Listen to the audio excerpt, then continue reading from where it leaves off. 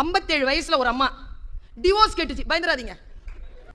அந்த ஐயா கேட்குறாரு, ஜட்ஜி கேட்குறாரு, எதுக்குமா? அவர் ரொம்ப கொடுமைப்படுத்துறாரு. இல்லைங்க. சந்தேகம் இல்லைங்க. எத்தனை வயசுல உங்களுக்கு கல்யாணம் ஆச்சு? 30 வயசுல ஆச்சு. ஓ, 30 வயசுல கல்யாணம். பிள்ளை 31 வயசுலங்க.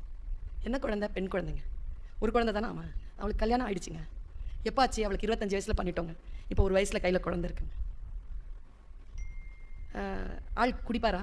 இல்லைங்க. இன்னும் சர்வீஸில் இருக்கிறாரா? இருக்கிறாருங்க. சர்வீஸ் இருக்குங்க. இன்னும் 2 வருஷம் சர்வீஸ் இருக்கு. எங்க கவர்மெண்ட் ஜாப்ல இருக்காரு. அடிக்க மாட்டாருங்கிறீங்க. சந்தேகப்படலை. அவருக்கு எதாவது அஃபேர் இருக்கா? இல்லைங்க. எந்த அஃபேரும்? கெட்ட வார்த்தை சொல்வாரா? இல்லைங்க. என்னதான் உன் பிரச்சனை? அந்த அம்மா சொன்ன ஒரு பதில சொன்னீங்கன்னா ஹார்ட் அட்டாக்கே வந்துடும் உங்களுக்கு. போதுங்க. என்ன போதும்? 27 வருஷமா முடியலைங்க. செக்ஷுவல் டார்ச்சரா? அதெல்லாம் இல்லைங்க. நல்ல மனுஷங்க. வேற என்னமா போதும்? அவர் சம்பாதிக்கிறதுல அம்மா விட்டு கொடுத்துறாரு? இல்லைங்க. ஃப்ரெண்ட்ஸை கூட்டிட்டு கூத்தடிக்கிற? இல்லைங்க. வேற என்னங்க பண்றாரு? எங்க கல்யாணம் ஆன அன்னிலேருந்து ஒரு பழக்கங்க அவருக்கு. என்ன? காலையில் 4 மணிக்கு எந்திரிப்பாருங்க. வாக்கிங் போவாராம். வரும்போது பால், ஃப்ரெஷ்ஷு காய்கறிலாம் கொண்டு வந்துருவாராம். காலையில் அன்றைக்கி நைட் அரைச்ச மாவில் இட்லி, ஒரு சட்னி, ஒரு சாம்பார், ஃப்ரெஷ்ஷாக காஃபி வந்து ஃப்ரெஷ்ஷாக அரைச்சி தான் போடணும் காலையில். மத்தியானம் வந்து வீடு எங்கேயும் எடுக்க மாட்டாராம். ஆஃபீஸ்க்கு பக்கத்துலேயே வீடு எடுத்துக்கு வரான். வீட்டுக்கு வருவாராம். டீ டைமுக்கு கூட வருவாராங்க.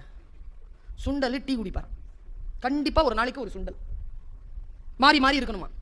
மத்தியானத்துக்கு ஒரு கீரை, 2 காய், ஒரு கூட்டு, ஒரு பொரியல், அதான் அந்த காய், அப்புறமா ஒரு குழம்பு, மோர், ரசம் கண்டிப்பாக இருக்கணுமா. சூடாக இருக்கணும். மறுபடியும் போவாராம். 3 மணிக்கு வந்துடுவாராம். வடை இருக்கணுமா, டீ இருக்கணும். நைட்டுக்கு காலையிலையோ மத்தியானமோ வச்ச எந்த வெஞ்சனத்தையும் தொட்டுக்க மாட்டாராம். ஃப்ரெஷ்ஷாக இட்லியோ தோசையோ பொண்ணுமா, மேடம் மாவு நைட்டுக்கு அரைச்சி அன்னைக்கு காலி பண்ணிடணும்.